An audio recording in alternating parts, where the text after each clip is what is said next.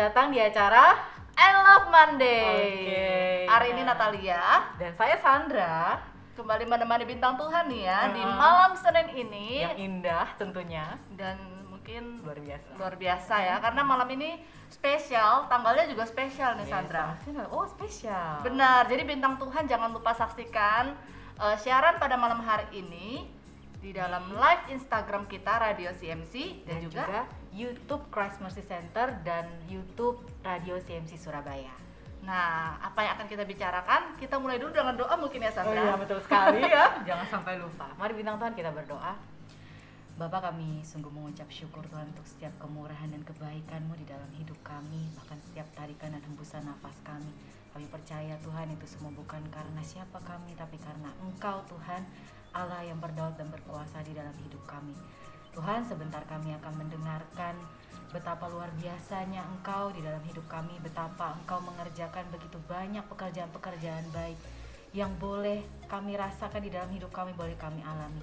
Biar Tuhan setiap kesaksian, biar malam hari ini apapun yang kami dengar Tuhan, itu boleh menjadi benih-benih baik yang tertabur di tanah hati kami, ya boleh mengakar, ya tumbuh dan subur dengan subur dan berbuah untuk mempermuliakan nama-Mu. Dan boleh setiap dari kami Tuhan menjadi penginjil-penginjil-Mu, menjadi seorang yang begitu mempercayai Engkau bukan karena melihat, tapi karena iman yang Kau berikan di dalam hidup kami. Tuhan, kami serahkan semua setiap panca indera kami, baik ketika kami mendengarkan setiap perkataan-Mu ataupun yang apa yang kami lihat ke dalam tangan-Mu. Biarlah apa yang kami dengar hari ini boleh menjadi berkat dan boleh kami saksikan kepada banyak orang. Boleh setiap orang mendengarkan kesaksian ini dan boleh menjadi berkat buat orang banyak. Terima kasih Tuhan, hanya di dalam nama Tuhan Yesus kami berdoa dan mengucap syukur. Haleluya, amin. Nah Sandra, hari ini kita akan bahas apa sih? Tadi katanya tanggalnya istimewa ya? Dong. Dan kayaknya temanya juga istimewa ya? Narasumbernya juga istimewa. Oh, istimewa, oke. Semua serba istimewa buat bintang Tuhan ya. Oke, clue-nya ya, yang saya tahu itu ya Natalia ya. Tuhan itu mengutus kita, mengutus kita di dunia ini bukan tanpa tujuan. Pasti ada tujuan, ada visi, ada misi, ada mimpi yang begitu besar. Nah, Kak Natalia gimana? Visi, misi, pernahkah dapat seperti itu? Ya pasti pernah dong ya bintang Tuhan ya, karena kita pasti setiap orang punya visi, misi, mimpi ya dari Tuhan gitu ya. Tapi di dalam mengerjakannya tentu saja ada perjalanan, ada proses, ada waktu, bahkan ada harga yang harus dibayar. Tapi jangan dengarkan dari kisah saya mungkin ya, karena dari narasumber pasti lebih menarik dan akurat. Nanti kalau saya mungkin karena kita sharing secara pribadi aja. Iya, oke. Oke ya. Kita nggak usah tunggu waktu lebih lama lagi. Kita akan dengarkan sharing yang sangat luar biasa. Mungkin buat bintang-bintang Tuhan yang sudah punya visi, misi ya. Kenapa? Karena temanya malam hari ini adalah no turning back ya. Seperti lagu ya, tidak boleh. I have decided. Oke, I have decided to follow Jesus and no turning back. Kita sambut saja. Kita sambut saja narasumber kita yang sangat luar biasa malam hari ini untuk kita dengarkan cerita dan kisahnya bersama dengan Tuhan dan bagaimana visi dan misi juga mimpi Tuhan itu bekerja dengan sangat luar biasa dalam hidupnya. Flying high, we're flying high, CMC FM. Mari bintang Tuhan, kita sambut bersama-sama narasumber kita yang sangat cantik, luar biasa yang datang hari ini bersama kita di acara I Love Monday, Kak Christine.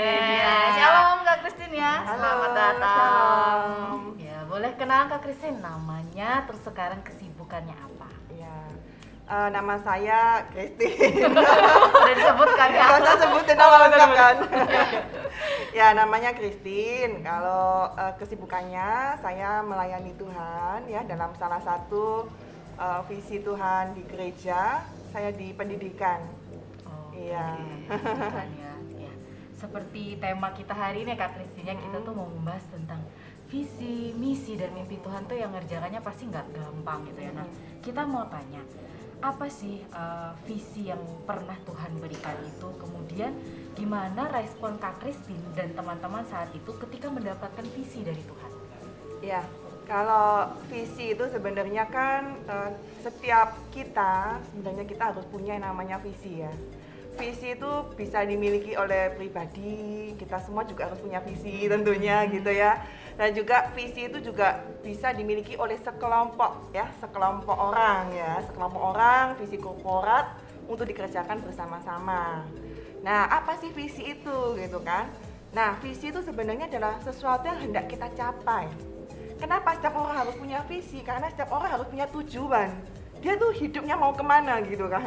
Masa orang hidup tapi dia nggak tahu aku nih mau apa gitu ya, hanya sekedar mengalir pokoknya makan gitu ya, kerja, tidur, dan nanti berulang-ulang gitu kan, tapi dia nggak tahu aku nih mau apa gitu kan. Nah, karena itu pribadi kita punya visi, yaitu apa? Tujuan yang hendak kita capai, goalnya hidup kita nih mau seperti apa, kita nih mau jadi seperti apa sih ke depan gitu.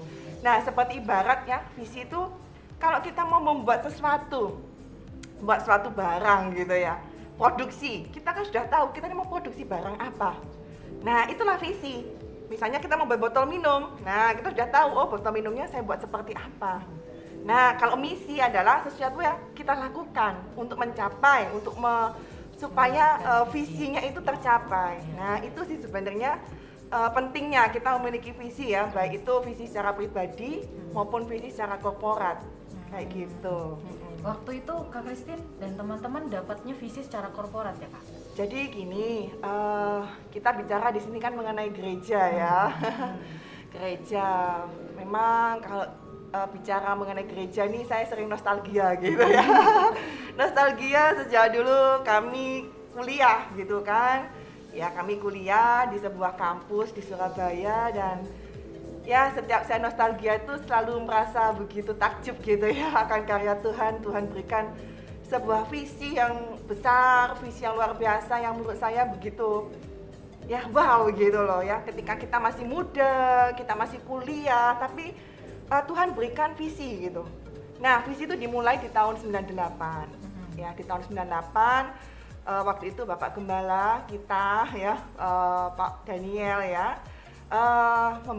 diberikan sebuah mimpi oleh Tuhan, diberikan sebuah visi oleh Tuhan. Waktu itu visinya bukan seperti apa ya, bukan visi gereja yang seperti apa gitu, bukan, tapi visi yang Tuhan berikan bahwa melalui engkau aku akan mendirikan jemaatku gitu kan. Tapi bentuknya seperti apa ya kita masih berjalan ya, tapi gambaran ke depan itu kita sudah tahu. Nah, ketika Tuhan berikan itu, kita selalu tidak muluk-muluk sampai sebuah gereja yang bagaimana gitu ya, karena visi itu juga akan kita tahu goalnya seperti apa, tapi untuk secara Tuhan berikan kadang pasal-pasal ya, kadang ya untuk mencapai itu kita diberikan potongan-potongan sehingga itu akan menjadi sebuah hal yang lengkap seperti itu. Nah, jadi pada waktu itu kita membuat ada persekutuan ya di kampus, kita di sana benar-benar diberikan, ditanamkan bahwa Tuhan tuh rindu kita tuh dipakai oleh Tuhan. Kita rindu dari masa muda kita membawa sebuah kebangunan rohani atas kampus waktu itu ya. Karena lingkup kita waktu itu kampus, jadi kita punya visi bahwa kita pengen ada revival, pengen ada sebuah kebangunan rohani. Kita pengen banyak jiwa-jiwa dimenangkan untuk Tuhan, dan mereka harus dimuridkan. Dimuridkan untuk apa? Kita pengen ada sebuah kehidupan, yaitu kehidupan jemaat mula-mula. Jadi waktu itu kita benar-benar ditanamkan bahwa kita ini sebagai sebuah komunitas rohani, kita punya kehidupan jemaat mula-mula.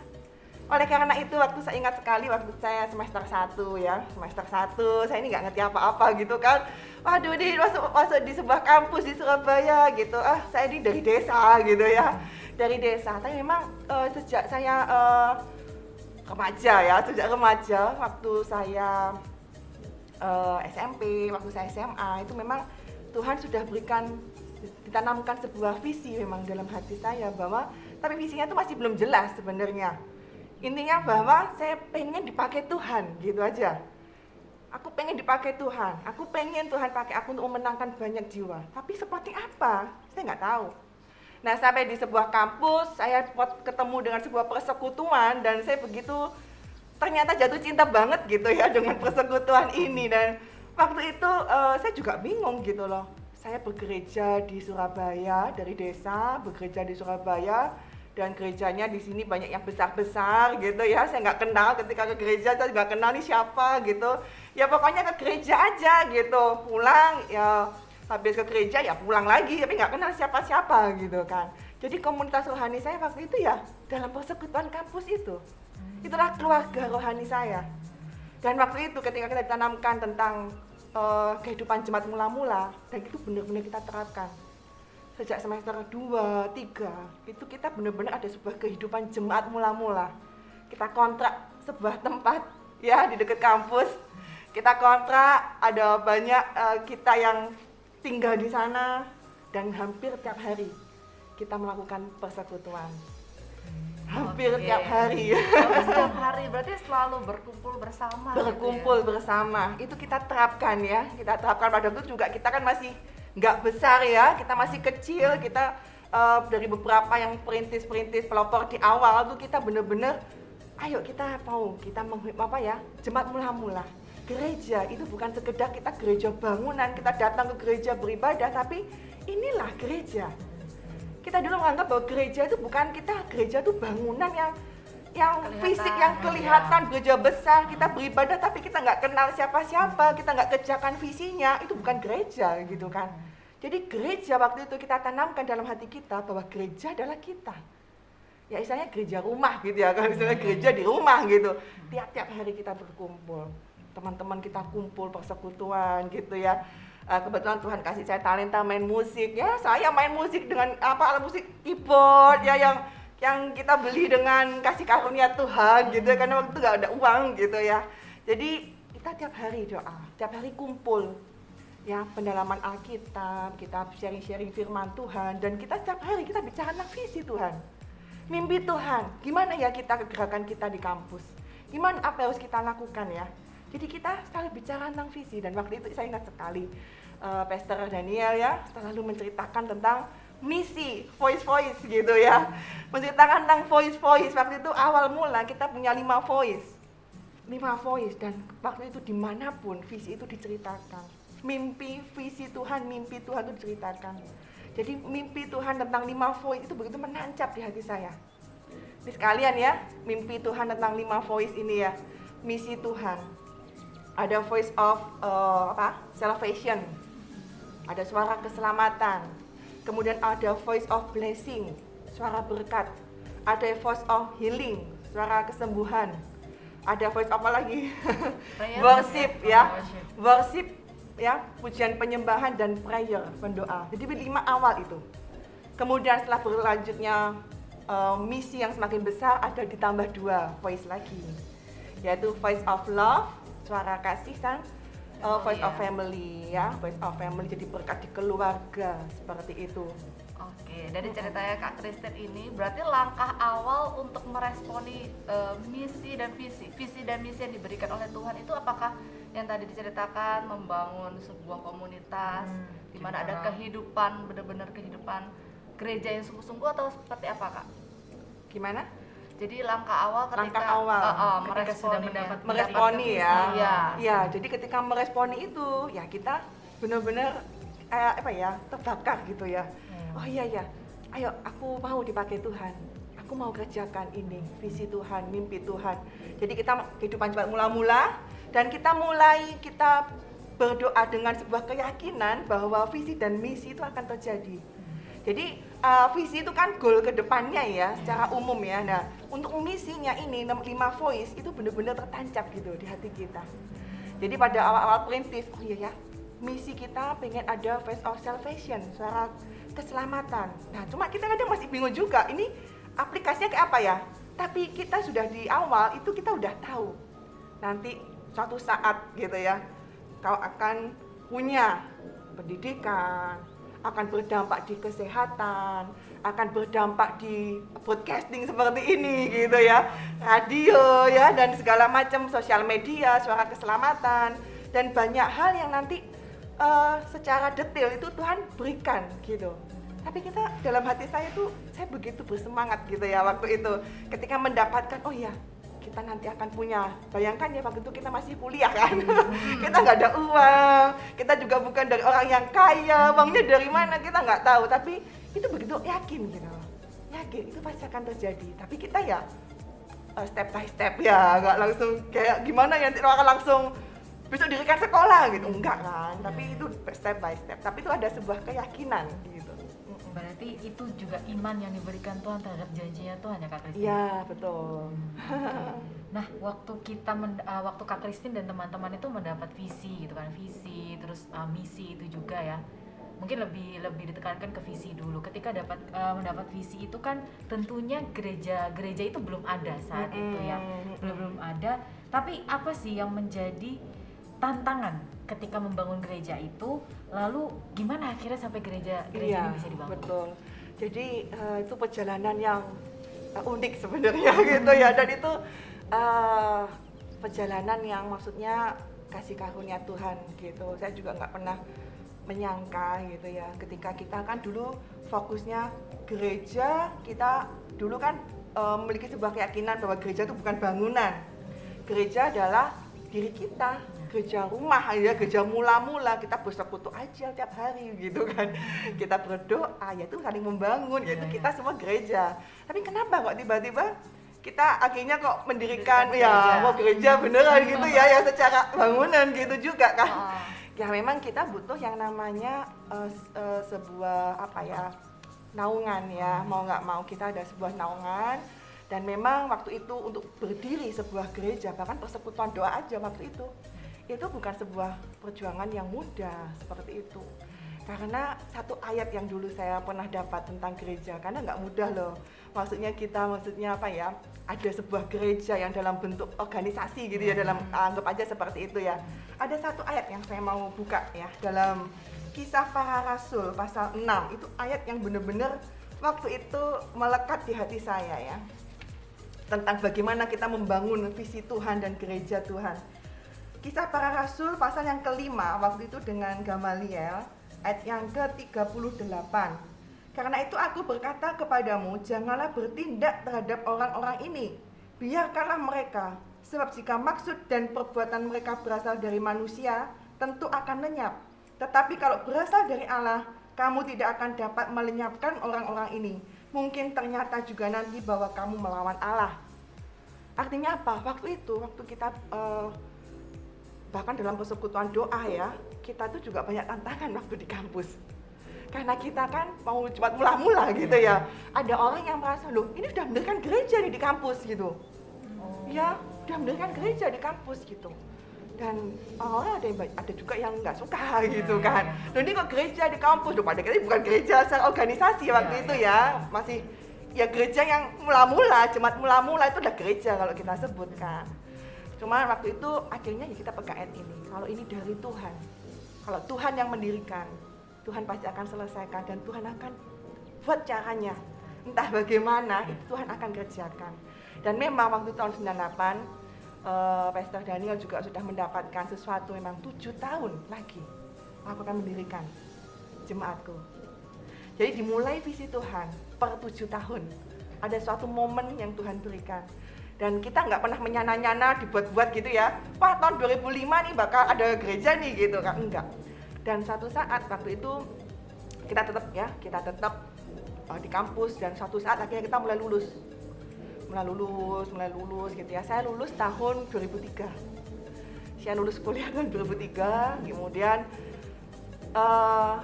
kita nggak tahu gimana nih. Saya juga sempat nih waktu itu galau gitu ya. Sempat bingung, sempat goncang juga waktu itu. Kenapa? Saya juga, ya pasti iblis juga nggak suka ya. Pasti menggoyahkan saya. Ketika lulus juga banyak pergumulan dengan kehidupan, dengan ekonomi gitu kan, pekerjaan. Nah itu godaannya sangat besar. Jadi ketika itu saya pengenlah lulus gitu kan, mau jadi apa ya saya ini gitu ya. Kalau anak muda ya Kak Christine. Ya itu pergumulan anak muda gitu ya. Pasti dialami Walaupun saya juga sudah tahu visi Tuhan, sudah tahu panggilan Tuhan tuh pengen pakai hidup saya. Saya juga sudah doa sama Tuhan. Tuhan, aku serahkan hidupku gitu ya. Tapi masih aja gitu, masih galau, masih bimbang. Waktu saya lulus, saya waktu mau lulus, waktu itu saya goncang dan saya sempat pengen meninggalkan persekutuan. Sempat saya mau meninggalkan persekutuan dan saya waktu itu sempat mencari-cari gereja. Mencari gereja untuk saya beribadah tiap minggu. Itu karena apa Kak? Bisa goncang karena gitu. Iya, saya goncang gitu karena saya merasa aduh ini arahnya mau kemana ya gitu ya. Sempat kan kita mengalami kayak ini saya ini berjalan ini bener nggak ya gitu kan. Terus ini visi Tuhan kadang-kadang bisa yakin kadang nggak gitu ya. Kadang ketika kita banyak pergumulan, ketika kita mungkin banyak tuntutan hidup ya, itu bisa jadi kabur loh visi Tuhan itu. Ya jadi apa ya? Aku ini gereja ini beneran bakal ada nggak sih gitu ya jadinya ya. Ini bakal tahun 2003 waktu itu saya lulus, saya galau gitu. Ini apalagi saya dituntut orang tua gitu kan. Aku ini kerja apa ya? Terus nanti aku hidupnya gimana? Galau. Kemudian aku pertumbuhan rohaniku nanti gimana, ini aku butuh gereja gitu kan, tapi gereja aku nggak mau, gereja yang terlalu besar, yang aku nggak kenal siapa-siapa gitu kan. Saya mulai cari gereja-gereja yang mulai saya bisa jangkau yang kecil, bahkan saya nggak kenal loh. Saya pernah waktu satu kali saya mencoba, saya waktu itu nggak punya kendaraan, saya naik angkot ya, saya cari-cari gereja sempat loh sampai seperti itu gitu ya, karena kegalauan yang mungkin di masa-masa saya nggak stabil ya, ketika mau lulus itu masa goncang gitu kan. Sehingga saya pernah sempat naik bemo, saya cari gereja tanpa malu, saya tiba-tiba masuk dalam gereja itu. Ya, gereja kecil. Tapi satu lagi, Tuhan tuh selalu menggelitik hati saya. Ketika saya mau lari, bahkan waktu saya kuliah, saya sempat 2 kali mau pelayanan di gereja besar. Saya sudah ikut training pelayan Tuhan. Tetapi Tuhan tuh selalu mengarahkan hati saya kembali untuk ke persekutuan kampus. Saya 2 kali loh sempat saya ikut training pelayan. Training pelayan Tuhan yang pertama waktu saya semester 1. Waktu semester 1, saya waktu itu melayani, saya kan bisa main musik kan waktu itu. Jadi waktu itu hamba pendeta saya di Tuban, ayo kamu kembangkan kemampuan kamu main musik di gereja nanti di Surabaya, biar kemampuanmu semakin bertambah gitu kan. Ya udah, aku akhirnya semangat kan, di kampus saya di Surabaya saya punya keyakinan bahwa walaupun saya di Surabaya saya harus melayani Tuhan.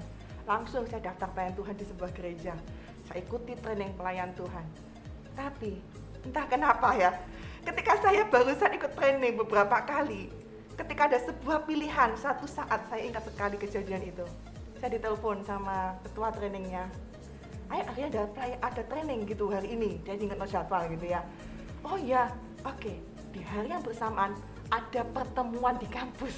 Nah, ini bingung ya. Iya. Jadi pas itu harinya barengan, jamnya juga bareng. Jadi saya harus milih waktu itu. Saya ikut training pelayan Tuhan dan melanjutkan, atau saya ikut di persekutuan di kampus. Saya ingat sekali waktu sore-sore hari saya masih kos waktu itu, saya galau sekali. Tapi entah kenapa dorongan hati saya memutuskan ikut ke kampus. Saya ingat waktu itu sore-sore saya jalan kaki, saya ke kampus, saya ikut persekutuan.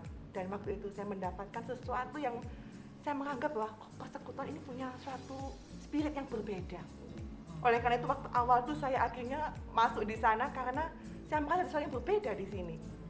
Ya, nah sampai akhirnya perjalanannya yang nggak mudah gitu ya, sampai saya lulus, akhirnya balik lagi ya, saya lulus, ya itu saya mulai galau, tapi Tuhan, saya nggak damai loh ketika saya ke gereja waktu itu, ke gereja lain ya, kok rasanya nggak enak gitu ya, akhirnya dikembalikan lagi ke yang visi mula-mula ini gitu loh. Tuhan tuh gerakkan lagi, tanamkan lagi, ini loh gitu kan ya, walaupun saya mau lari juga nggak bisa gitu kan. Jadi akhirnya saya pegang itu visi yang dari kampus gitu ya, visi yang dulu di persekutuan di kampus saya pegang. Dan sampai suatu saat ya, ini mula-mula cikal bakal kenapa kok sampai kita akhirnya ada bentuk organisasi gitu ya. Kita tuh nggak pernah berpikir, nggak pernah kita juga menata gitu kan. Tahun 2004 ketika saya lulus 2004 itu tiba-tiba ada sebuah panggilan yang besar, sekolah Alkitab.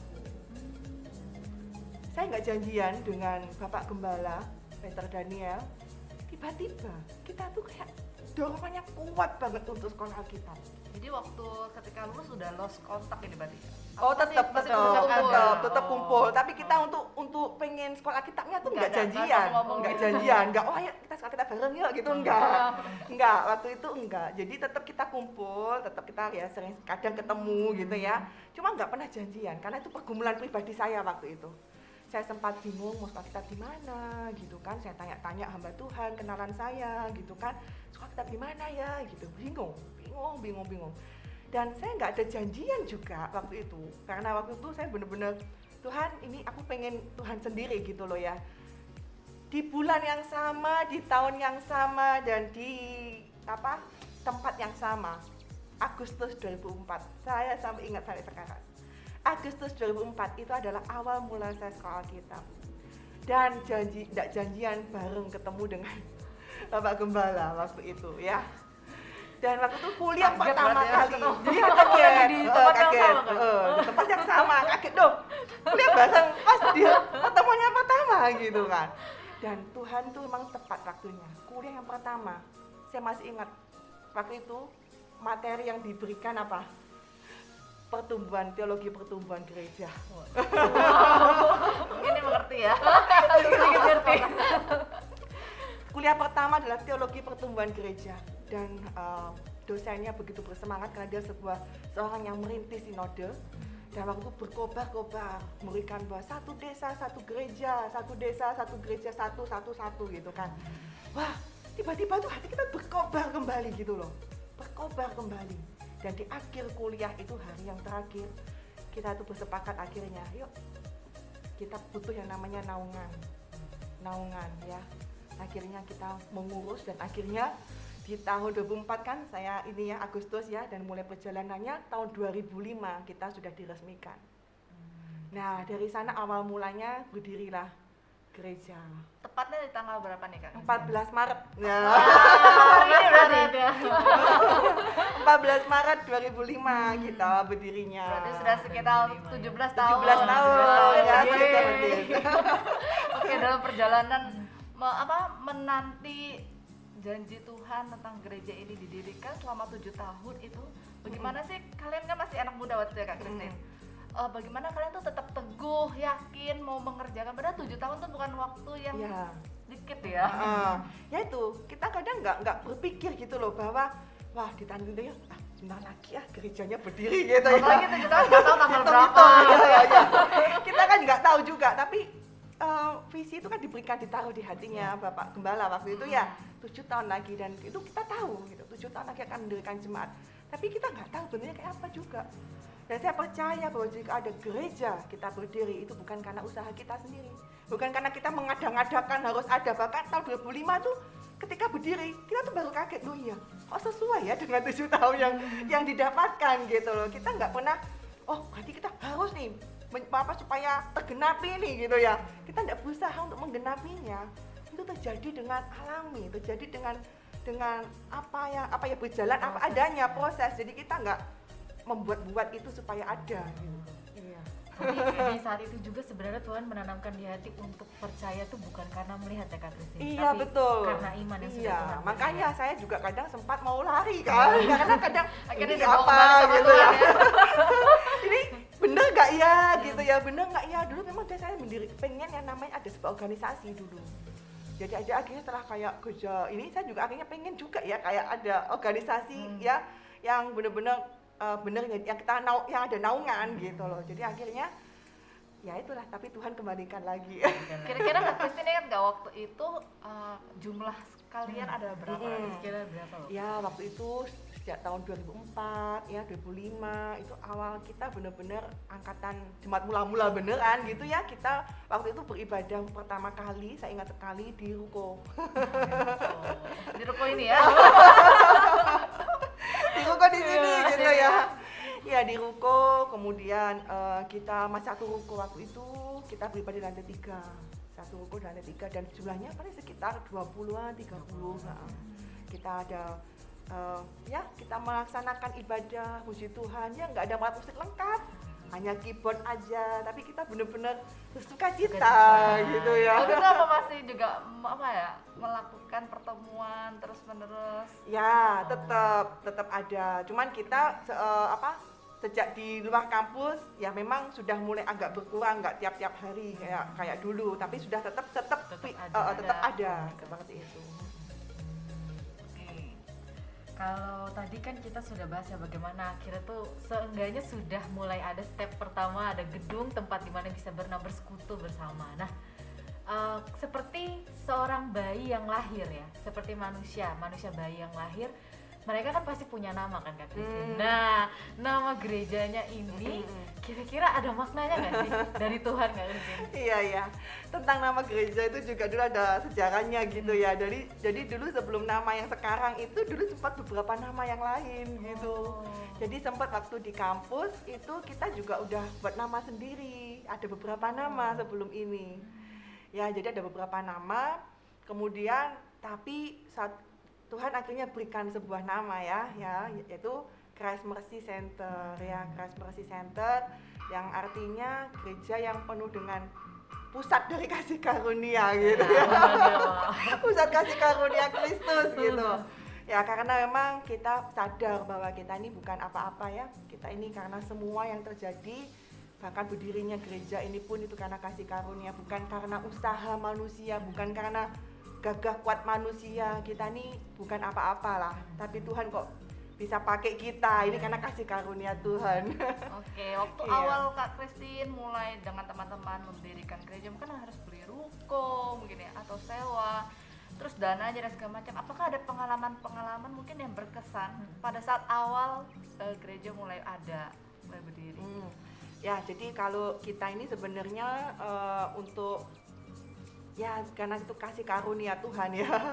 Jadi sejak di kampus pun kita mengalami mujizat-mujizat Tuhan gitu ya, kasih karunia Tuhan. Kita pernah beli keyboard masih yang keyboard awal kita eman-eman kita ya. Sampai sekarang masih ada nggak nih keyboard? Kelihatannya masih ada. Itu keyboard bersejarah gitu ya. Keyboard saya sebut merek nggak apa-apa ya, Yamaha waktu itu yang nggak terlalu canggih gitu ya, karena uang kita nggak punya. Waktu itu Pak Gembala sebagai ketua persekutuan itu nantang kita, kita mau beli keyboard, kita nggak punya alat musik gitu kan, ayo kita beli keyboard gitu, ayo siapa yang punya uang, yuk kita kumpulkan bareng. Saya ingat sekali, saya waktu kasih berapa juga masih ingat. Waktu itu saya juga nggak punya uang gitu ya, tapi nggak apa nih, saya mau kasih ini segini gitu kan, teman-teman juga ada kasih segini, kumpulin itu cuma berapa ratus ribu. Sudah, yuk kita beriman. Saya ingat waktu itu di Siola, kita bareng-bareng sama teman-teman, beberapa teman-teman, kita ke Siola cari keyboard. Kita lihat-lihat keyboard, ya cari yang paling murah lah, kita nggak punya uang gitu kan. Terus, aduh uangnya nggak cukup. Tapi tetap pede ya, pede. Kan dia Uangnya nggak iman. cukup gitu kan, uangnya nggak cukup. Terus, ya Bapak Gembala bilang, pokoknya dulu tuh kita yang paling ada dua kalimat yang paling merema. Ya, yang pertama, taat saja. Bapak kayaknya tahu ya. Taat Langsung gitu. ya. Yang pertama taat gitu kan. Ya, yang kedua percaya saja. Ya itu yang benar-benar kita ingat sampai sekarang gitu ya. Taat gitu kan. Taat artinya kalau emang ini Tuhan yang suruh, taat gitu kan.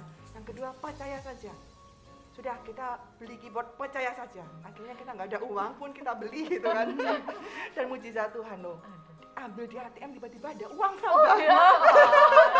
Nggak tahu dari mana tuh uangnya gitu kan. Akhirnya ya tercukupi belinya gitu. Dan untuk tempat pun ya semua pasti kasih karunia Tuhan. Kalau Tuhan bukan beli atau gimana ya, tapi Tuhan tuh sediakan tempat-tempat untuk kita beribadah seperti itu. Oke, nah ini ya baru cerita awal tentang bagaimana pembentukan Panjang gereja. ya. Tapi nostalgia ya, Nostalgia. menyenangkan dan melihat banyak perbuatan tangan Tuhan buat gereja CMC ini ya. Nah, bintang Tuhan kita akan bicarakan lebih dalam lagi, tapi kita lihat jeda pesan berikut ini dulu. Tetap stay tune, jangan kemana-mana. Flying high, we're flying high. CMC FM. Shalom bintang Tuhan, masih di dalam program acara I Love Monday, tetap bersama Natalia dan juga Sandra.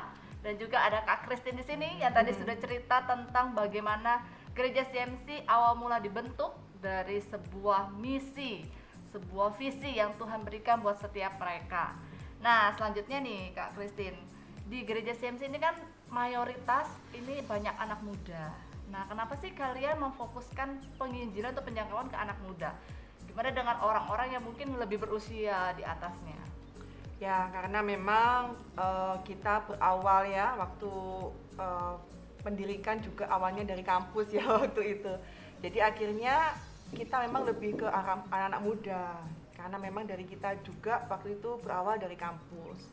Nah, kalau untuk segmen kayak misalnya orang-orang yang lebih berusia dewasa ya, dewasa ke tua, orang-orang tua, sebenarnya kita nggak menutup kemungkinan ya, tapi memang kalau Tuhan berikan saat ini masih ke anak muda dulu fokusnya, tapi ada jemaat orang tua pun tidak ada masalah seperti itu.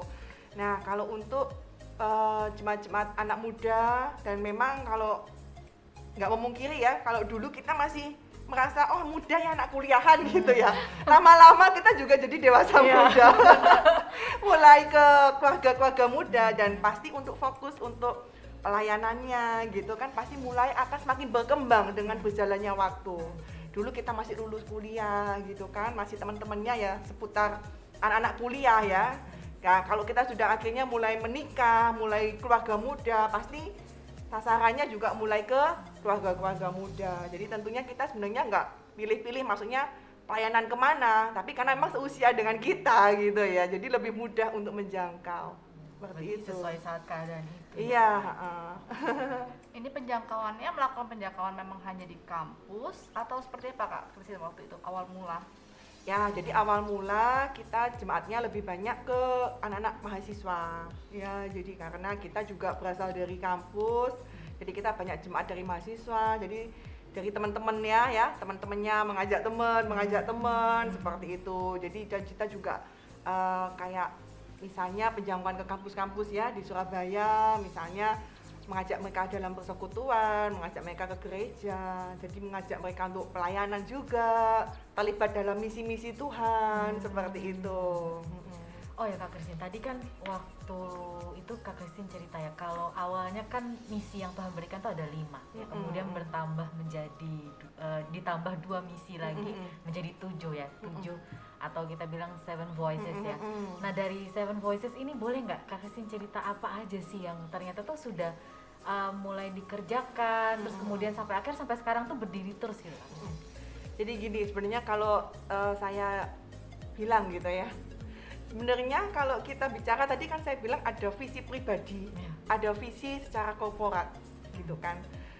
Kalau saya bilang nggak ada sebenarnya satu orang pun yang nggak bisa masuk di dalam di dalam visi dan misi ini, karena visi dan misi ini begitu lengkap gitu ya. Yang dari 5 itu kan tadi yang pertama voice of prayer dulu deh ya. Voice of prayer itu kan suara doa ya, dari doa itu kita merindukan sebenarnya, karena doa itu kan sebenarnya kunci dari sebuah kegerakan. Tanpa doa semuanya pasti nggak akan bisa jalan. Karena itu kita sebenarnya dari misi dari Voice of Prayer, kita rindu, kita memiliki sebuah doa yang mencapai tingkat kerajaan gitu ya. Artinya apa? Bisa menyentuh surga gitu kan. Jadi doa-doa yang nggak sekedar kita doa, tapi doa yang benar-benar menjangkau ya, doa yang menjangkau, doa yang berkuasa gitu kan, sehingga nggak sekedar doa, tapi benar-benar ya berdoa yang berkualitas gitu ya, yang berkualitas. Itulah kita pengennya voice of prayer seperti itu. Kemudian ada voice of worship. Voice of worship ini kan suara puji-pujian. Ya, kita rindu adanya pemulihan Pondok Daud. Ya, pemulihan pujian penyembahan. Pujian-pujian yang berkenan di hati Tuhan. Kita bisa memuji Tuhan dengan pelayanan-pelayanan kita juga ya.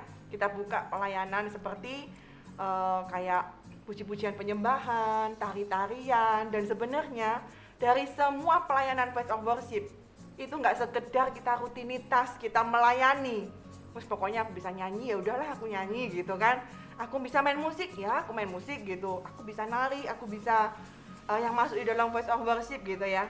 Tapi sebenarnya dari voice of worship itu ada sebuah visi, maksudnya sebuah tujuan di dalamnya. Ya, dari voice of worship ini harus benar-benar juga yang benar-benar bisa menyentuh hatinya Tuhan. Dari puji-pujian, penyembahan, haruslah menyembah dalam roh dan kebenaran. Jadi nggak sekedar kita melayani tapi nggak ada kuasa. Jadi semuanya yang kita lakukan dalam pelayanan pujian penyembahan ini haruslah benar-benar yang sungguh-sungguh berkenan di hati Tuhan. Ya, bahkan ya pujian penyembahan itu begitu penting loh. Itu justru bisa membuka jembatan gitu ya, sebagai jembatan untuk apa ya, penginjilan juga. Ketika saya yang benar-benar itu ya, tari-tarian, ketika dia benar-benar ditarik apa ya, orang itu benar-benar melakukannya dengan rasa cinta kepada Tuhan, dia menari dengan hati yang mengasihi Tuhan, lewat gerakannya itu bisa menyentuh hati Tuhan dan membawa hadirat Tuhan loh. Lewat tari-tarian orang itu bisa loh bertobat. Jadi jangan pelayan-pelayan puji-pujian penyembahan tuh merasa kita melayani hanya sekedar di mimbar, melayani rutinitas. Itu adalah Tuhan tuh bisa loh menjamah ya, menjamah orang, bahkan membuat orang tuh bertobat dengan puji-pujian yang sungguh-sungguh berkenan di hadapan Tuhan. Lewat pujian ya, lewat tari-tarian. Saya pernah kok ketika saya dalam ibadah, ketika saya benar-benar ngasih hadirat Tuhan gitu ya, saya ngeliat orang nari aja saya bisa terharu gitu ya. Oh ini narinya dia mengagungkan Tuhan, dia benar-benar berikan ini tarian untuk mengagungkan Tuhan. Dan itu sebuah hal yang sungguh luar biasa. Itulah poin kita voice of worship, nggak cuma sekedar pelayanan. Ini harus benar-benar dipegang oleh semua tim pujian penyembahan gitu ya, voice of worship ya. Karena itu inti sebenarnya dari misi Tuhan di VOW, voice of worship ini. Kemudian ada voice of blessing. Ya, voice of blessing, suara berkat. Kalau saya ingat VOB ini sudah ada sejak saya dulu masih di awal-awal mau lulus. Oh, berarti Ya. sudah lama sekali ya. Oh ya, semua 5 voice ini sejak kuliah kita sudah Sudah ada. ada. Jadi kayak voice of prayer tuh udah kita lakukan di kampus. Jadi di kampus waktu di Ini saya pernah dengar ceritanya pernah doakan kampus malam hari ya. iya. Jadi sebenarnya 5 voice itu kita kenapa jadi 7 voice ya? Ini 5 voice dulu tuh pertama ada karena kita masih dalam kampus semua waktu itu. Oke. Ya, masih dalam kampus semua. Jadi voice of prayer kita lakukan waktu pelayanan di kampus. Kan itu tim doa, pasukan doa ya. Oh, kita doanya dulu macam-macam memang gitu. Mungkin bisa ceritakan salah satu yang doa dilakukan. Iya, kita pernah doa kadang keliling kampus gitu ya. Kalau dulu Itu gimana saya merah jalan gitu Kak. Iya. Sobat kami gitu. Ya, kalau dulu tuh ya macam-macam sih. Ada yang doa. Kalau dulu tuh kita lumayan apa ya? Gak enak ngomongnya gitu. Radikal ya. Bukan gitu. Agak supernatural. Oh iya. Oke. Ya, lebih ke supernatural gitu ya. Jadi dulu tuh memang supernatural. Waktu di kampus itu ya ayo kita pakai patok gitu kan. Patok di sini gitu ya. Nah, dulu nih saya nggak asing dengan hal seperti itu karena waktu saya masih di kampung halaman, saya bukan orang yang apatis dengan hal-hal yang supranatural. Jadi hal doa-doa itu menurut saya loh ya itu bisa terjadi seperti itu. Bahkan saya saat mengimani dalam kitab Yosua, saya dulu juga pernah terlibat doa waktu itu di kampung halaman gitu kan. Jadi nggak hal yang aneh seperti itu. Jadi kayak misalnya doa bahwa kitab Yosua itu biasanya kita pegang untuk tim doa. Setiap tanah yang aku injak akan jadi milikku gitu kan. Jadi setiap tanah yang aku injak Tuhan berikan untukku. Artinya untuk apa? Bukan untuk jadi milikku, jadi rumahku gitu ya.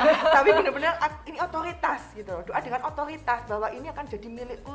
Jiwa-jiwa Tuhan akan berikan gitu kan. Ini akan Tuhan akan berikan gitu kan. Kayak bangsa-bangsa Tuhan akan berikan kepada kita. Nah, seperti itu. Jadi doa yang penuh otoritas. Ya, jadi doa mungkin pakai minyak, pakai apa gitu ya.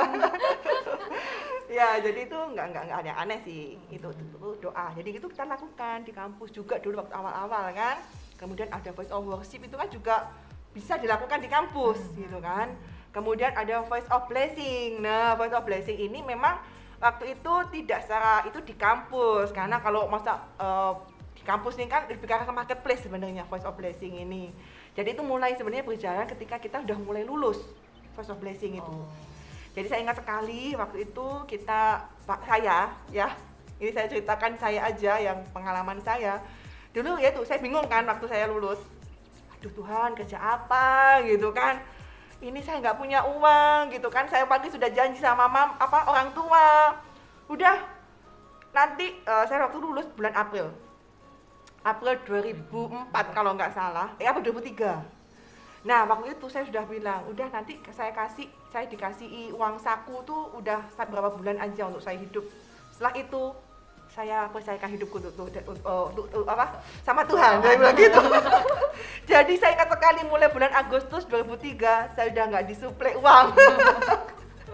Saya waktu itu udah yakin bahwa Tuhan pasti akan cukupi kebutuhan saya. Saya nggak usah disuplai orang tua karena saya nggak mau membebani orang tua. Saya udah lulus kok. Saya harus bisa bekerja. Saya udah bisa mencukupi kebutuhan saya sendiri. Jadi saya hidup dari apa yang tabungan saya. Dan waktu itu Voice of Blessing itu yaitu lumayan membantu saya juga akhirnya dalam marketplace gitu. Jadi waktu itu sempat saya, tapi itu bukan tempat saya sih, waktu itu sempat belajar komputer karena waktu itu komputer. Aduh ini belajar hard disk, belajar apa nggak cocok nih, saya nggak bisa. Saya nggak cocok tuh, nggak tempat saya gitu kan. Akhirnya kita buka VOB khusus, VOB Education. Nah, waktu zaman dulu tuh ada VOB Education. Jadi VOB Education kita ada beberapa guru yang bisa mengajar. Nah, kita bentuk itu. Nah, akhirnya saya terlibat di dalamnya mulai di pendidikan. Yaitu awal mula saya di pendidikan. Ya, mulai terjun di pendidikan. Jadi, ya kebetulan Tuhan kasih saya kelebihan di mengajar, di akademik ya. Jadi saya mulai mengajar di situ. Nah, Voice of Blessing itu lebih ke arah ke marketplace sebenarnya. Ada banyak hal untuk memberkati. Jadi slogannya diberkati untuk memberkati. Jadi diberkati bukan untuk memperkaya diri sendiri ya, tapi diberkati untuk menjadi berkat dan kita juga bisa mendirikan lapangan pekerjaan buat orang lain, buat orang banyak. Jadi kalau kita bekerja hanya untuk diri kita sendiri itu ya apa gunanya gitu loh. Kita harus jadi berkat untuk orang lain. Nah itulah VOB, Voice of Blessing ya, baru 3. Ya. Apa lagi nih? Voice of Healing. Ya, Voice of Healing itu kan suara pemulihan, suara kesembuhan. Nah ini di kampus pun bisa dilakukan. Jadi waktu itu Voice of Healing ya berbicara mengenai kesembuhan, mulai pemulihan jiwa-jiwa. Itu sebenarnya Voice of Healing, masuk dalam Voice of Healing. Jadi penggembalaan, pemuritan, ya kita doain orang untuk mereka dipulihkan. Nah itu juga masuk Voice of Healing sebenarnya. Tetapi dengan berjalannya waktu, Voice of Healing akan semakin banyak berkembang. Ya, berkembang akhirnya Voice of Healing mulai berkembang setelah kita lulus, keluar dari kampus. Nah, berkembang Voice of Healing-nya kita mulai ada kemarin kakak-kakak kesembuhan ya. Kakak kesembuhan dulu sebelum corona ya, zaman dulu kala. Jadi tidak melalui YouTube Healing from Heaven bukan, tapi memang Healing from Heaven itu sudah dari dulu kita punya nama itu gitu. Dulu kita buat KKR di Surabaya, KKR di kota-kota, kita adakan itu acara KKR kesembuhan. Nah itu mulai ke sana, tapi nggak cukup hanya kesembuhan secara rohani aja. Jadi Voice of Healing ini berbicara kesembuhan juga secara jasmani dan juga rohani, ya. Dan jiwa juga sebenarnya ya, jiwa, rohani, jasmani gitu, roh, jiwa dan tubuh ya itu harus sehat secara sempurna. Jadi untuk Voice of Healing selain ada NKKR, pemulihan secara rohani, kita juga ada yang namanya pengen ya kita suatu saat ya kita ada orang-orang yang terpanggil untuk di kesehatan. Kita pengen ada rumah sakit ya, rumah sakit yang bakal mungkin pengobatan gratis buat orang yang nggak mampu. Itu masih sebuah kerinduan gitu ya, sebuah kerinduan rumah sakit yang buat orang nggak mampu. Kemudian ada apotek gitu ya, poliklinik, jadi di bidang kesehatan. Nah di bidang kesehatan, nah ini berkembang setelah kita mulai lulus, itu mulai berkembang. Jadi misi ini nggak stagnan sebenarnya, karena bisa berkembang, dan itu sebenarnya udah didapatkan sejak dulu waktu kita masih di kuliah. Nanti ke depan kita pengen ya ada rumah sakit ya gitu, ada apotek ya gitu, nah itu pengen gitu ya, itu misi ke depan nanti bakal seperti itu. Tapi berjalannya gimana ya, ini step by step, nggak bisa kita langsung tiba-tiba wah semua dijalankan gitu, nggak bisa. Nah itu voice of healing. Kemudian ada voice of apa? Salvation ya terakhir. Salvation ya. Voice of salvation itu suara keselamatan. Jadi kalau suara keselamatan itu bicara menyuarakan misi ya, menyuarakan keselamatan yang dari Tuhan, penginjilan. Jadi misi-misi ke kampus itu sebenarnya masuk ke voice of salvation. Kemudian menyuarakan melalui media ya. Media itu media sosial sekarang sudah makin berkembang. Kalau dulu kan masih media mungkin traktat ya. Jadi waktu itu kita masih punya yang namanya majalah Transform ya. Kita punya majalah Transform. Jadi sempat kita terbitkan beberapa edisi. Ya, jadi itu termasuk di dalam suara keselamatan. Buat majalah-majalah rohani, buletin-buletin rohani. Jadi lewat tulisan, lewat media itu menyuarakan keselamatan yang dari Tuhan. Sampai akhirnya kita berdiri radio gitu kan ya, tapi yang sekarang sudah mulai beralih ya, perkembangan zaman sudah nggak pakai tower lagi yang sempat runtuh ya waktu itu. Ya, sempat runtuh. Kita sempat runtuh ya. Kita radio kalau nggak salah kita berdiri tahun 2007, tapi sempat tahun berapa kita runtuh gitu ya, kena angin gitu ya, kena angin keras.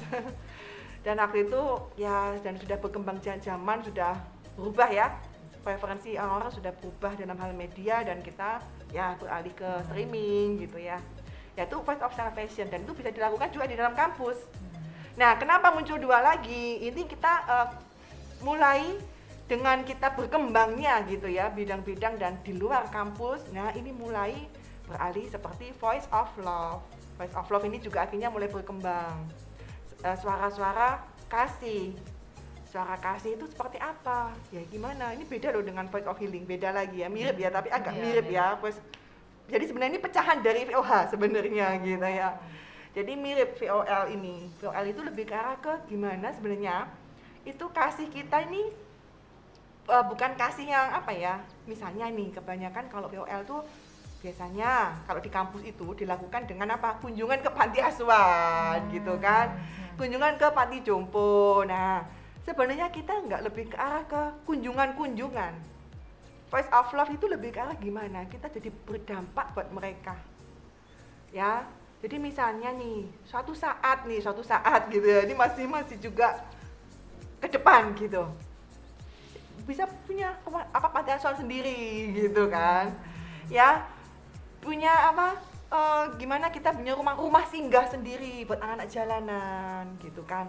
Jadi kita lebih arah kita langsung berikan langsung ke mereka. Nah, ini butuh orang-orang yang terpanggil di dalamnya, yang benar-benar punya hati buat anak-anak, yang benar-benar mereka berikan hidup buat mereka. Nah, jadi nggak cukup orang yang ya aku tak melayani foto-foto ben ketok ya apa ya, ketok punya kasih gitu ya. Jadi nggak cuma seperti itu, kita benar-benar kasih walaupun tidak terlihat seperti itu ya. Jadi POL seperti itu. Kemudian ada voice of family. Ya, family itu lebih ke arah keluarga sebenarnya, pemulihan keluarga muda yang sekarang sudah mulai banyak ya, keluarga-keluarga juga yang lain.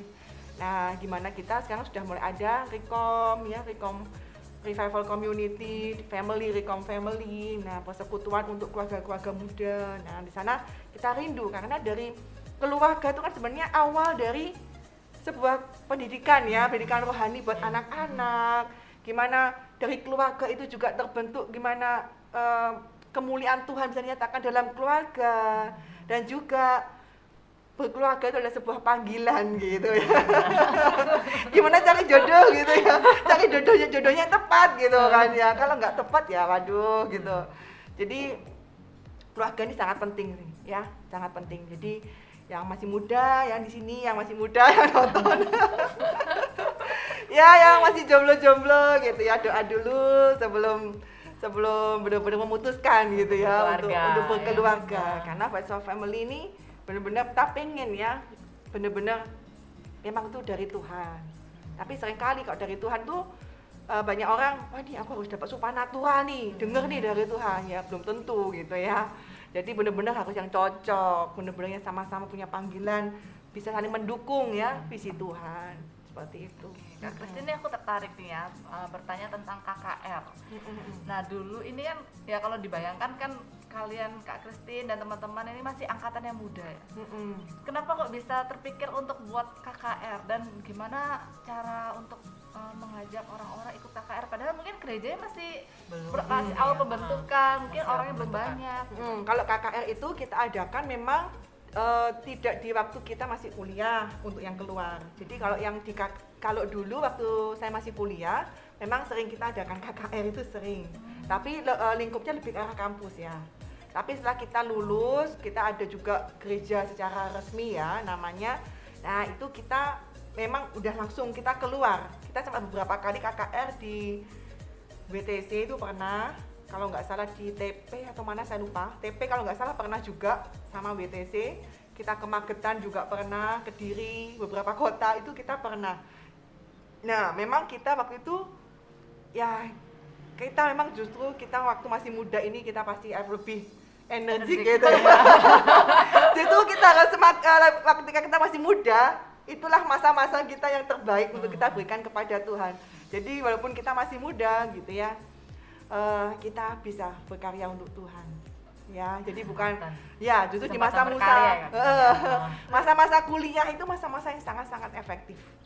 Kalau sudah 40 tahun ke atas, 50 tuh kadang sudah mulai banyak penyakit gitu ya.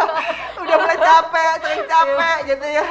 Jadi mulai aduh nih ngantuan gitu ya. Aduh nih kerja dikit aja udah capek gitu ya. Itu perlu olahraga dan memang jaga kesehatan sih supaya seperti Kaleb ya, walaupun dia sudah usia gitu tapi dia memiliki kekuatan yang tetap sama seperti dulu gitu. Jadi memang kita harus jaga kesehatan loh untuk kalau kita mau melayani Tuhan. Jadi ini bicara on the topic mungkin ya. Jadi memang kalau kita ini memang justru kita masih muda ini, itu masa-masa yang sangat efektif untuk kita melayani Tuhan, untuk kita berikan hidupnya kita untuk Tuhan. Ayo jangan sia-siakan waktu yang Tuhan berikan. Apapun yang bisa kita lakukan, kita lakukan. Pelayanan apa dalam 7 Voice? Kalau ada orang yang bilang, aku nggak punya panggilan di dalam 7 Voice, semua pasti ada. Nggak mungkin nggak ada ya Christine ya. Mungkin nggak ada. Apa gitu ya. Ayo kamu apa pasti ada. Ya karena itu sangat lengkap gitu ya. Kalau bicara nggak ada yang cocok itu, coba pasti gitu ya. Pasti ada. Jadi coba dulu Kak Christine ya Iya. sebelum ngomong seperti itu ya. Pasti ada di dalamnya. Jadi nggak ada yang misalnya, oh cara aku nggak enak. Ya kalau gitu bukan di bahasa worship. Saya bisa kan nulis-nulis gitu kan. Wah mungkin cocoknya di arah yang salvation gitu ya. Wah aku nggak bisa nulis-nulis. Bisa doa kan? Jadi panggilan Tuhan, visi secara pribadi itu pasti akan terakomodasi semuanya dalam visi korporat ini. Gitu. Luar biasa ya. Sebenarnya disediain semua sudah. Sediain sama. semua, Sudah lengkap. lengkap. Jadi kenapa juga angkanya pas 7 juga? 7 tahun gitu ya. Benar ya. Iya. Oke. Kak Christine, kalau dari Seven Voices ini ya, termasuk juga waktu KKR seperti itu, kira-kira pernah nggak ada pengalaman yang kurang mengenakan? Yang mungkin saat itu bikin, aduh, ini yang kita kerjakan benar atau enggak, terus bikin mau, aduh, apa ya, kayak goyah juga gitu di perjalanan itu. Kalau untuk KKR sebenarnya kalau dulu kita nih kadang dalam perjalanan tuh kan belajar ya, Iya, belajar. Bahkan Pastor Daniel juga itu kan juga pasti belajar Iya. gitu, semuanya kita belajar. Jadi untuk KKR tuh ya pasti kita seneng ya kalau apa yang datangnya banyak gitu ya. Yang datang banyak seneng gitu kan. Kita sempat KKR juga sampai penuh dan nggak cukup. Wow. Pernah sampai nggak cukup masuk gitu kan. Nah itu pernah juga. Itu gimana Kak Christine? Waktu nggak cukup itu akhirnya Ya nggak bisa masuk, Oh. nggak bisa masuk. Itu Jadi kayaknya waktu di WTC. ya di WTC itu penuh banget, nggak bisa masuk.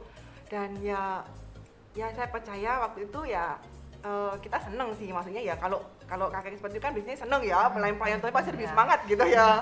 Tapi ya itu satu hal yang KKR seperti itu ternyata apa ya, Tuhan menyatakan pengen kita lebih lagi dimurnikan seperti itu. Oh, oke. Jadi akhirnya waktu beberapa saat setelah kita sering KKR, kesembuhan gitu ya. Kenapa waktu itu akhirnya kita berhenti gitu? Berhenti, kita nggak lakukan lagi. Karena apa? Ya, Tuhan pengen memurnikan kita. Kesembuhan, Tuhan pakai hamba Tuhan untuk menyembuhkan gitu ya, menyembuhkan orang sakit, memulihkan orang. Jangan sampai orang itu mencari hamba Tuhannya. Jangan sampai pelayan Tuhan itu juga mencari kemuliaan untuk mereka sendiri gitu ya. Wah, kalau yang datang cuma 1, 2 gimana gitu. Apakah tetap layani dengan sukacita gitu kan? Ini butuh namanya dimurnikan. Oleh karena itu kita kan sempat healing from heaven melalui KKR itu kita sempat berhenti sampai berapa tahun. Lama sekali kita nggak KKR. Nah, sampai satu saat mulai tahun kemarin Tuhan mulai gerakkan kembali, dorong kembali begitu kuat. Ayo mulai adakan healing from heaven kembali. Tapi caranya sudah mulai berubah.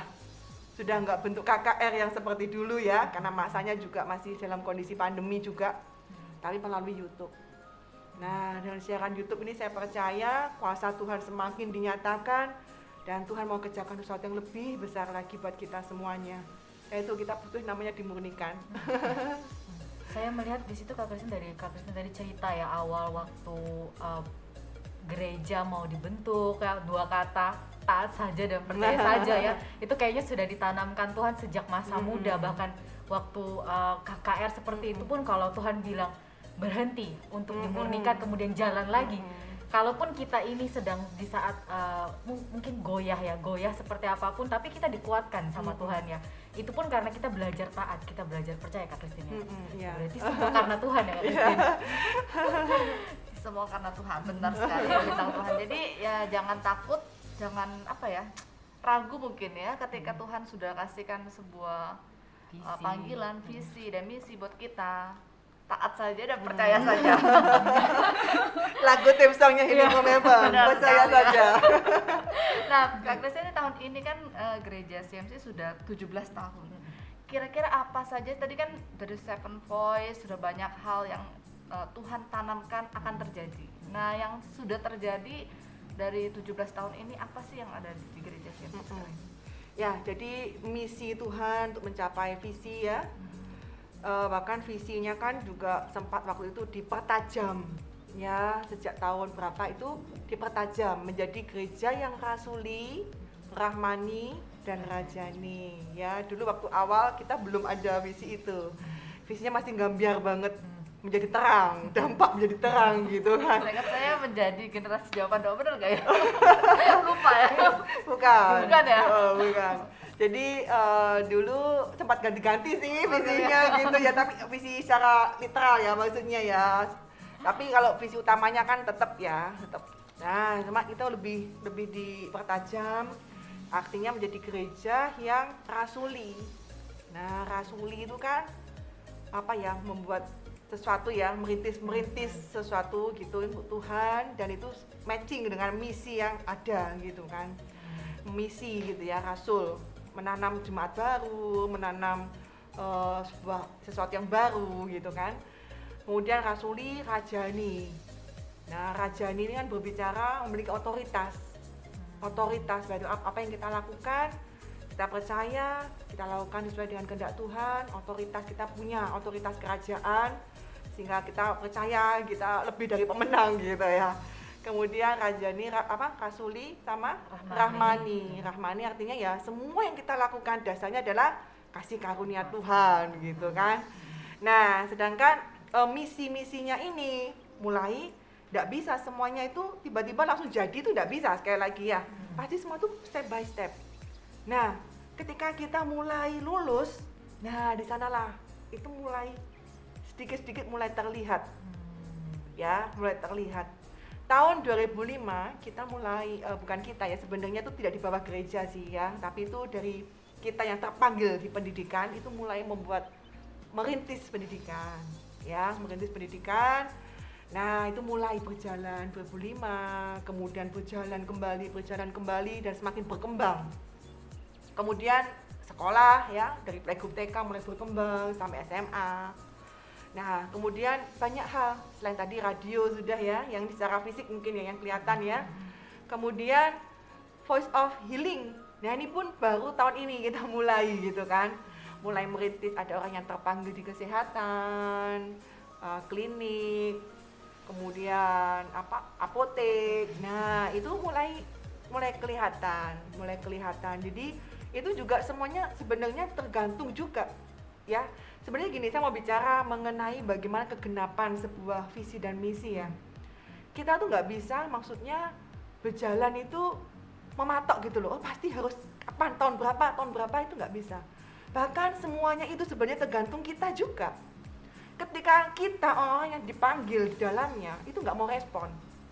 Mungkin orang Tuhan di awal tuh sudah mau pakai nih seseorang nih. Aku akan pakai si A, akan pakai dia untuk dia akan merintis di bidang voice of love. Ternyata nih si A ini anaknya bandel gitu ya, bandel. Akhirnya dia lari dari panggilan Tuhan. Dia nggak mau dia dipanggil Tuhan di voice of love. Dia maunya jadi bisnis gitu ya, businessman, businesswoman gitu kan. Akhirnya dia pergi nih, nggak mau sudah. Akhirnya dia pergi meninggalkan visi. Nah, ya itu akhirnya digantikan oleh orang lain gitu kan, digantikan oleh orang lain yang siapa yang mau. Nah, jadi itu sebenarnya bisa aja lo mundur gitu kan, bisa aja ya dipercepat lagi gitu kan.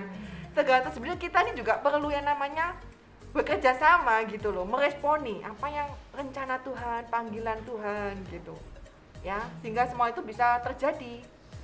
Seperti kayak panti asuhan. Nah, kalau panti asuhan nggak ada orang yang benar-benar siap, ya kita nggak akan pernah terjadi itu gitu kan. Nggak akan pernah terjadi kalau nggak ada orang yang benar-benar mau berikan hidupnya sepenuh hati. Tuhan, aku mau nih dipanggil menjadi ibu buat mereka gitu ya. Menjadi ibu buat mereka. Wah, bener-bener jadi ibu panti lah istilahnya gitu ya. Ya nggak akan terjadi. Ya, tergantung kita juga loh. Ya. Berarti ketika Tuhan memberikan visi itu kepada kita, misi itu kepada kita, nggak bisa kita langsung, oh ya ini akan terjadi, tapi kita nggak gitu, ada ada gitu. gitu. Kita Nggak bukan bisa. hidup di fairy tale. Butuh yang namanya di ketaatan ya. Butuh taat. Dan juga mau meresponi lagi Iya. ya. Mau respon. Jadi satu hal yang saya benar-benar yang saya taruh dalam hati saya tuh tak, karena mungkin juga ada perfeksionisnya gitu ya. Tuhan, jangan sampai rencanamu dalam hidupku tuh gagal. Aku pengen rencanamu yang sempurna terjadi dalam hidupku. Ya, itu doa yang berat itu. Doa yang berat, bahkan waktu saya masih remaja SMA pun doa saya adalah Tuhan, doa Maria itu selalu nancep di hati saya. Be it unto me according to your word. Jadilah padaku sesuai dengan kehendakmu. Intinya ini aku tuh udah bukan aku lagi deh. Sudah Tuhan, terserah kamu mau jadikan aku kayak gimana, terserah Tuhan mau gimana. Jadi ya itu. Jadi walaupun gitu nggak gampang loh untuk jalaninya kan. Kadang kita bisa lari gitu. Cuma kadang Tuhan pokoknya ikat aku kembali, paksain sudah. Aku mau pokoknya gitu. Aku nakal, tarik aku kembali Tuhan gitu ya. Waktu Kak Christine akhirnya memutuskan untuk ya memberikan hidup buat Tuhan. Bagaimana respon dari orang tua Kak Christine? Soalnya waktu itu saya juga ini ya, pasti orang tua yang biasanya kurang setuju ada yang gitu. Nah, Kak Christine apakah juga mengalami hambatan seperti itu? Lalu bagaimana Kak Christine menghadapinya?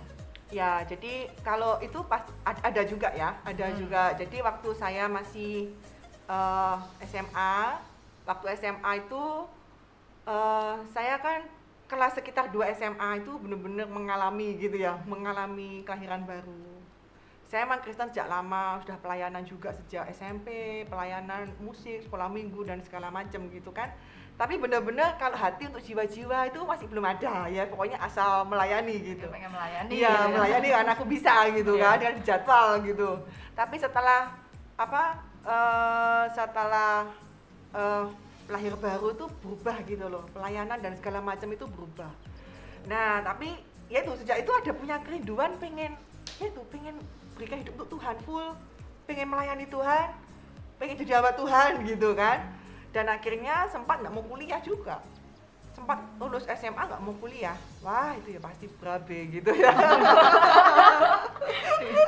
Berabe habis sudah.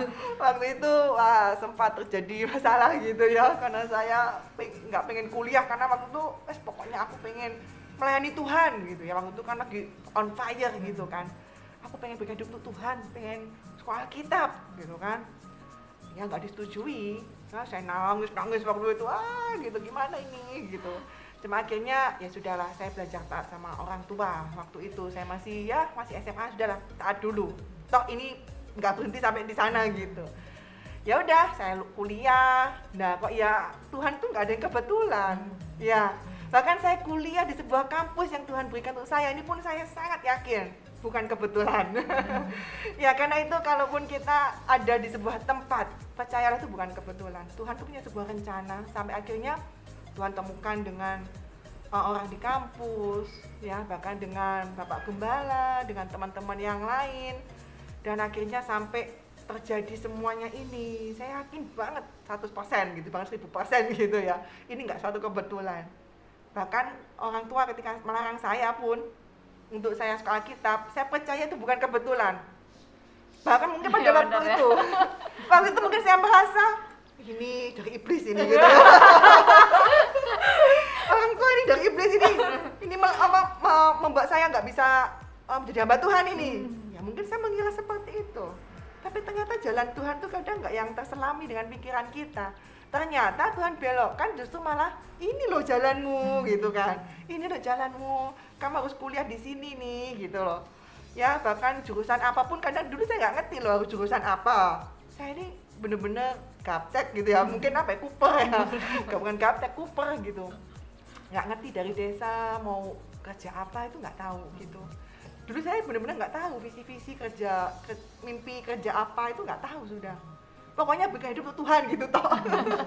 Nggak tahu mau jadi apa juga nggak tahu dulu ya. Jadi ya sudah, akhirnya kok pakai nama, oh ya ini ya panggilan Tuhan. Ya jadi Tuhan kalau panggilan itu kan berbicara seperti puzzle. Tuhan tuh sudah punya loh gambaran utuhnya. Tapi ketika kita berjalan, ketika kita melangkah, itu artinya kita mengambil puzzle demi puzzle untuk kita masukkan menjadi sebuah gambaran yang utuh dalam kehidupan kita. Nah jadi orang tua ketika melarang ya sudah. Akhirnya saya kuliah, ya itu tadi sudah saya ceritakan tadi. Akhirnya saya lulus pun ada pergumulan lagi kan, ya antara melanjutkan atau tidak mimpi Tuhan gitu, walaupun dengan cara yang berbeda. Tapi akhirnya Tuhan balikkan saya lagi. Saya sempat mau kerja di kantoran waktu itu, sempat pengen lari loh. Waktu itu saya ditawarin kerja di bank di Malang. Saya sudah pengen hidup baru di sana. Hidup baru ya, maksudnya karena tuntutan ya, sudah membayang-bayangkan, oh saya kerja di bank, nanti saya akan pelayanan cari gereja di sana loh, itu kan hal yang bagus juga kan, nggak yang salah itu. Jadi saya pelayanan di sana, saya akan pelayanan aktif di gereja, cari sebuah gereja di sana, hidup baru gitu ya. Nah tapi itu Tuhan izinkan ya, itu bukan jalan Tuhan buat saya. Banyak kok yang mau membuat saya melenceng tuh banyak. Banyak, tantangannya banyak gitu. Tapi ya itu ketika saya lulus pun orang tua juga pasti pengen saya kerja di kantoran, walaupun orang tua saya setelah saya lulus tidak sampai seperti dulu ya, melarang harus A, B, C gitu, enggak. Puji Tuhan orang tua saya masih cukup ya, maksudnya tidak sampai harus ini, enggak gitu ya. Tapi kalau kuliah yang dulu tuh memang ya wajib gitu ya. Dan itu ternyata rencana Tuhan gitu. Tapi setelah saya lulus tuh orang tua nggak mewajibkan, memperbolehkan walaupun mungkin berat hati. Ya, ketika saya di pendidikan saya kursus ngelesin gitu ya. Itu pertama kali juga orang tua kurang setuju sebenarnya. Kuliah kok kerjaannya ngelesin gitu ya. Kuliah kok kerjaannya gini, nggak kerja kantoran, gaji nggak tetap, gini kan, ya dapat hasil banyak gitu kan, cukup enggak. Jadi pasti orang tua tuh kan pikirannya kan pasti pengen yang terbaik buat anaknya kan gitu. Ya tapi tetap bertahan. Saya sudah mulai kuat waktu itu, sudah kuat, sudah nggak akan goncang lagi. Bagaimana Kak Christine meyakinkan orang tuanya waktu dibilangnya seperti itu, mungkin buat bintang Tuhan mungkin yang ngalami hal yang sama ya. Tips and trick menghadapi orang tua. Ya, jadi kalau orang tua udah misalnya kurang sreg gitu ya, ya kita lakukan yang terbaik aja. tunjukkan bahwa memang Tuhan tuh beserta kita. Ketika Tuhan beserta kita, kita pasti Tuhan akan tunjukkan kasih karunia-Nya dan menunjukkan kepada orang tua kita. Jadi melakukan yang terbaik. Ya tetap saya juga nggak sampai tengkar-tengkar gitu, enggak ya sama orang tua. Karena puji Tuhan orang tua saya waktu itu juga ya tadi enggak yang maksa-maksa sampai seperti itu, tapi kadang nyindir-nyindir gitu. Kelihatan kalau kurang suka, tidak bangga kepada anaknya. Tidak bangga gitu ya. Tapi ya itu saya bersikeras ini panggilan Tuhan, saya tetap kerjakan dan sampai akhirnya Tuhan berkati gitu loh. Tuhan berkati saya kan juga nggak minta uang orang tua ya kan. Jadi orang tua akhirnya melihat, oh iya ya, dan Tuhan tuh mulai bekerja loh buat orang tua saya. Mereka mulai melihat dan bahkan mereka mulai dukung di titik tertentu. Di titik tertentu itu ada sebuah titik balik gitu loh. Mereka tuh bisa langsung, oh iya ya, aku percaya Tuhan tuh pakai anakku. Tuhan akan kerjakan sesuatu. Mereka akhirnya sudah sama sekali tidak pernah intinya protes atau apapun, bahkan pada anaknya yang lain gitu ya. Saya bersaudara itu sudah resmi gitu. Udah nggak di OT. Kalau dulu kan sempat adik saya juga sempat nggak, maksudnya kurang sreg gitu ya. Lulus S1, kerjaannya kok gini, nggak sesuai gitu kan, pasti ada perasaan-perasaan seperti itu. Tapi ketika kita tetap bertekun di dalamnya, kita setia melakukan panggilan Tuhan, kita tunjukkan hasil karya Tuhan di dalam hidup kita, mereka akan lihat kok. Biar Tuhan yang kerjakan sendiri dalam hidup mereka, kita nggak bisa bantah-bantahan, percuma juga, nggak bisa. Jadi biarkan Tuhan sendiri yang bekerja, dan sampai saat ini orang tua udah sangat-sangat mendukung kita semuanya di Tuhan. Dan udah nggak ada hambatan lagi gitu ya. Jadi harus bersabar ya. Ya. Karena belum tentu awal-awal langsung orang tua itu setuju Ya, atau mendukung. betul. Tapi kalau kita percaya Tuhan akan menyertai, pasti Tuhan akan pada suatu titik gitu akan ada sesuatu yang berubah dalam ya, kita. Tuhan yang Ya. kerja. Benar. Oke. Tadi kan kita sudah dengar nih dari Kak Christine ya, dari misi, kemudian ada beberapa hambatan juga ya. Kira-kira dari perjalanan itu ya, kan CMC Sweet 17 ya. Nah kira-kira gimana sih perasaan Kak Christine melihat perlahan-lahan dari visi yang Tuhan berikan itu mulai terlihat, terus mulai ada ya, seperti tadi yang Voice of Healing ya, sudah ada kerinduan awalnya, pengen punya rumah sakit, sekarang kan sudah ada apotik ya. Nah itu gimana perasaan Kak Christine pelan-pelan dari masing-masing voice ini mulai kelihatan? Ya, kalau saya sih saya ini kalau setiap ulang tahun CMC itu sering terharu.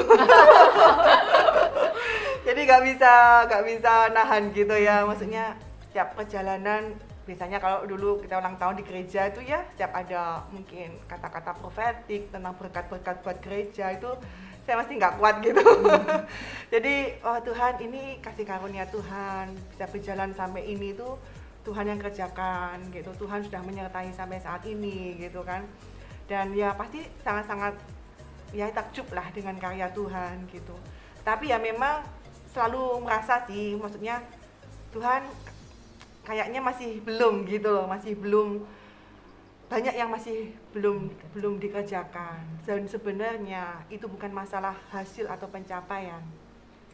Jadi sebenarnya kalau tentang umur kita 17 tahun gitu ya, itu sebenarnya bukan masalah pencapaian tentang visi atau mimpi. Kita misalnya udah mencapai, oh ini loh aku sudah punya, udah berdiri ini, sebenarnya bukan itu poinnya Tuhan.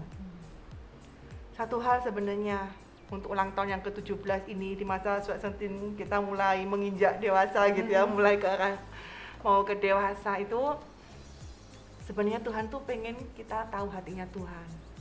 Tuhan pengen di masa remaja kita ini, kita tuh punya hatinya Tuhan, kita mau berkenan di hati Tuhan, dan kita tetap punya hati yang on fire. Artinya apa? Tetap tertuju kepada mimpi Tuhan yang awal. Seringkali kita kalau sudah sibuk ya dengan kerjaan, dengan kita ingin mencapai visi misi, dengan kita bekerja, dan kita melupakan sebenarnya, oh Tuhan, apa sih kerinduan hati Tuhan? Apa sih sebenarnya yang menjadi mimpinya Tuhan untuk gereja kita? Tuhan pengen kita mengalami perubahan. Kita pengen setiap jemaat kita mengalami menjadi orang-orang yang dewasa rohani. Nggak cuma sekedar pencapaian sebenarnya, tapi gimana setiap kita, gereja Tuhan, gereja CMC adalah kita semuanya. Gimana kita semuanya ini mengalami pertumbuhan rohani yang sungguh-sungguh, memiliki api dari Tuhan, memiliki api untuk menyenangkan hati Tuhan. Jadi nggak sekedar kita ingin pencapaian itu sebenarnya. Itu sih poinnya sebenarnya ya. Kita harus punya api, on fire, api untuk jiwa-jiwa. Apakah kita sudah mulai lupa? Ya, kita tetap melakukan mungkin misi ke kampus, mungkin misi ke kota, mungkin ya. Tapi tanpa dilakukan dengan hati, itu semuanya sia-sia.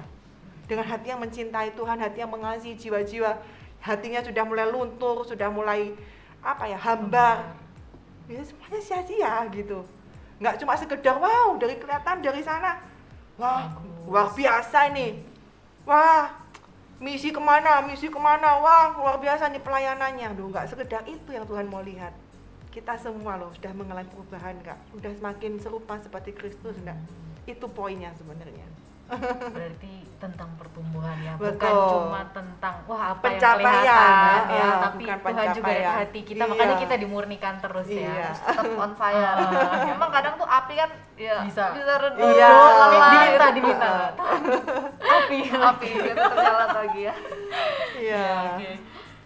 Nah, bintang Tuhan, tadi kita sudah dengar juga ya tentang gimana akhirnya misi yang ada sudah terbentuk sampai saat ini 17 tahun, tapi bukan tentang apa yang kelihatan ya, tapi tentang bagaimana kita tetap bisa bertumbuh, apakah hati kita masih hati yang sama seperti mula-mula, dan apakah masih ada api di dalam hati kita.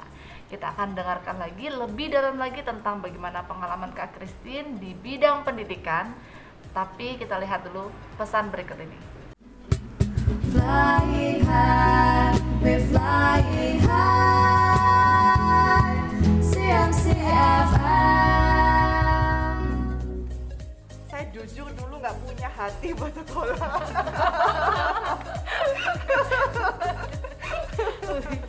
Terus gimana Kak Christine? Akhirnya punya hati ya. Punya hati, dikasih Tuhan gitu. Iya. Jadi dulu itu tahun 2005.